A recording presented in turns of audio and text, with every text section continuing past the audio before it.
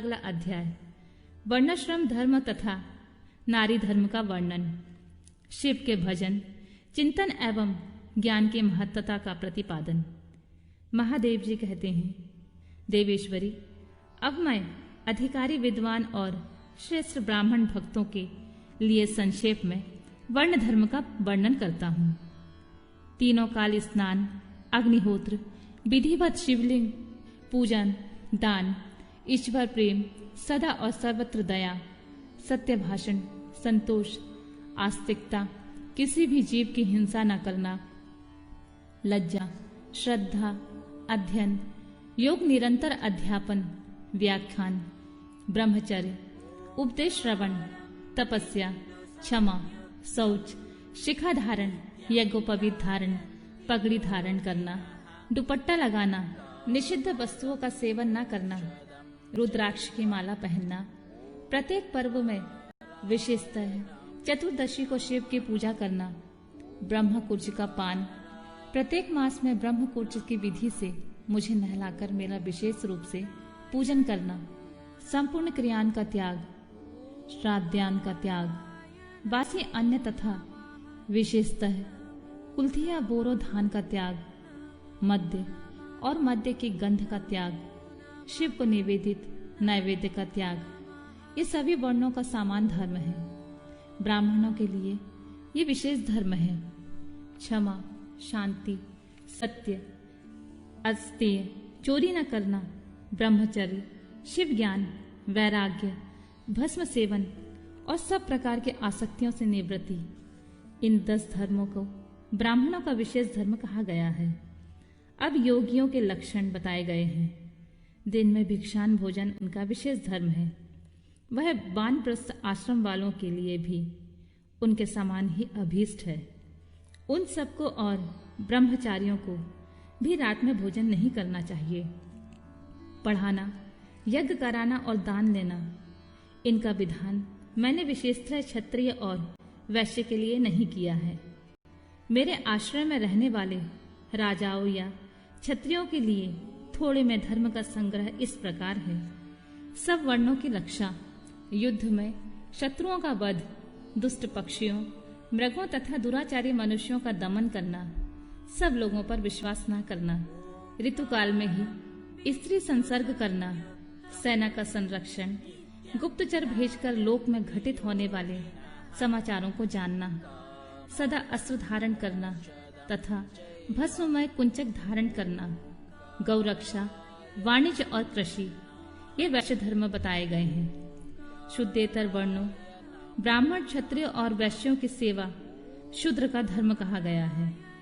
बाग लगाना, मेरे तीर्थ की यात्रा करना तथा अपनी धर्म पत्नी के साथ ही समागम करना गृहस्थ के लिए विहित धर्म है। वनवासियों, यतियों और ब्रह्मचारियों के लिए ब्रह्मचर्य का पालन मुख्य धर्म है। स्त्रियों के लिए पति की सेवा ही सनातन धर्म है, दूसरा नहीं। कल्याणी, यदि पति की आज्ञा हो तो नारी मेरा पूजन भी कर सकती है। जो स्त्री पति की सेवा को छोड़कर व्रत में तत्पर होती है वह नरक में जाती है। इस विषय में विचार करने की आवश्यकता नहीं है। अब मैं विधवा स्त्रियों के सनातन धर्म का वर्णन करूंगा।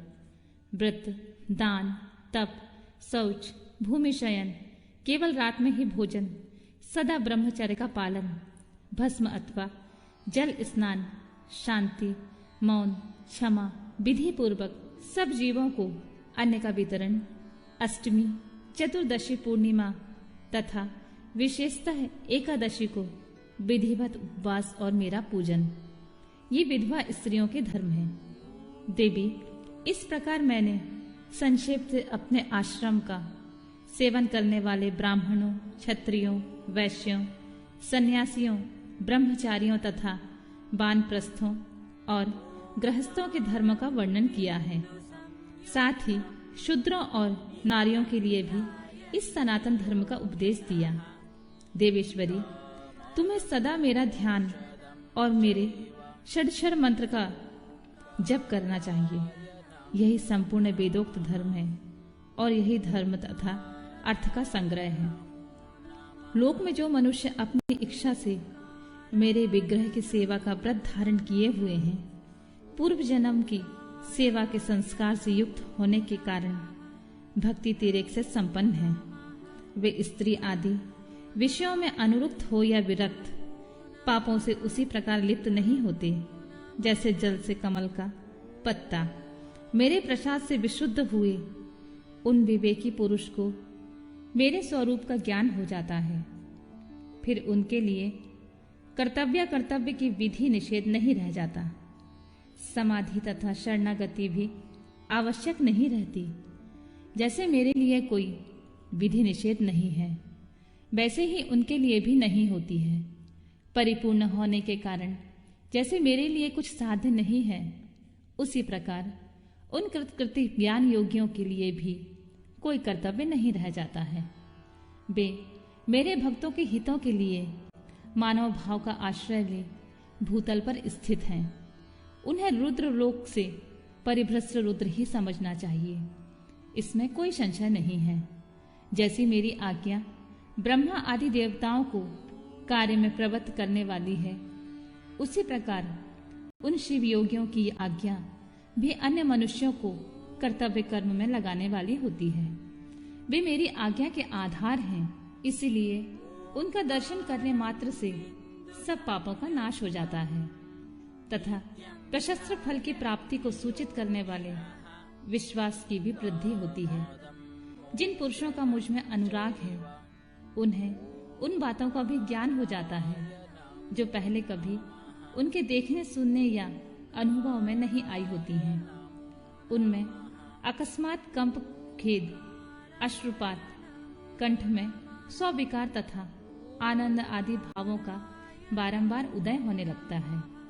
ये सब लक्षण उनमें कभी एक एक करके अलग अलग प्रकट होते हैं और कभी संपूर्ण भावों का एक साथ उदय होने लगता है।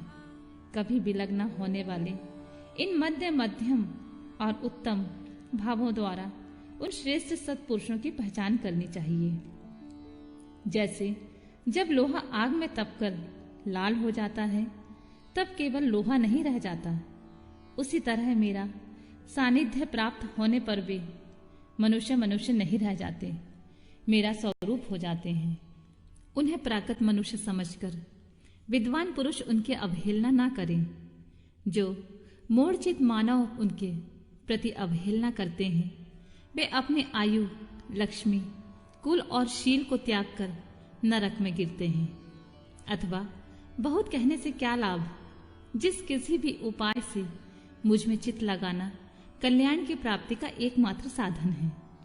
उपमन्यु कहते हैं, इस प्रकार परमात्मा श्री कंठनाथ शिव ने तीनों लोकों के हित के लिए ज्ञान के सारभूत अर्थ का संग्रह प्रकट किया है। संपूर्ण वेद शास्त्र, इतिहास, पुराण और विद्याएं इस विज्ञान संग्रह की ही विस्तृत व्याख्याएं हैं। ज्ञान, ज्ञेय, अनुष्ठेय, अधिकार, साधन और साध्य, इन 6 अर्थों का ही यह संक्षिप्त संग्रह बताया गया है। श्री कृष्ण जो शिव और शिवा संबंधी ज्ञानामृत से तृप्त है और उनकी भक्ति से संपन्न है, उसके लिए बाहर भीतर कुछ भी कर्तव्य शेष नहीं है।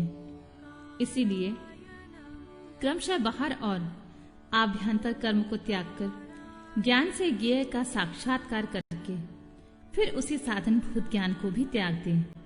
यदि चित्त शिव में एकाग्र नहीं है तो कर्म करने से भी क्या लाभ, और यदि चित्त एकाग्र ही है तो कर्म करने की क्या आवश्यकता है। अतः बाहर और भीतर के कर्म करके या ना करके जिस किसी भी उपाय से भगवान शिव में चित्त लगाएं, जिनका चित्त भगवान शिव में लगा है और जिनकी बुद्धि सुस्थिर है, ऐसे सत्पुरुषों को इहलोक और परलोक में भी सर्वत्र परमानंद की प्राप्ति होती है। यहाँ ओम नमः शिवाय इस मंत्र से सब सिद्धियां सुलभ होती हैं। अतः परावर विभूति, उत्तम मध्यम ऐश्वर्य की प्राप्ति के लिए इस मंत्र का ज्ञान प्राप्त करना चाहिए।